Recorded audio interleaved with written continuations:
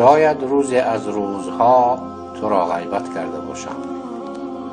خواه ناخواه زبان در نفسی من و یا با جماعت به قصد و یا به اختیار می لغزد. امید دارم که مرا می بخشی اگر تو را غیبت کرده باشم. من یقین کردم که خدا شخصی غیبت کننده را نمی بخشد تا وقتی که شخصی غیبت شده نبخشد. این نوار را به هر کسی که در روی خط من هست فرستادم. این نه به خاطر ضعف و بیچارگی من است، بلکه به خاطر ترس از خدایی که آسمان و زمین در اختیار اوست. اگر مرا بخشیده باشی با پیامک خبردار کن. این نوار یک دعوت برای یکدیگر را بخشیدن است. بیاید دلهایمان را از غیبت پاک سازیم. خواهش میکنم که مرا ببخشید، زیرا مرگ مفاجات زیاد شده است.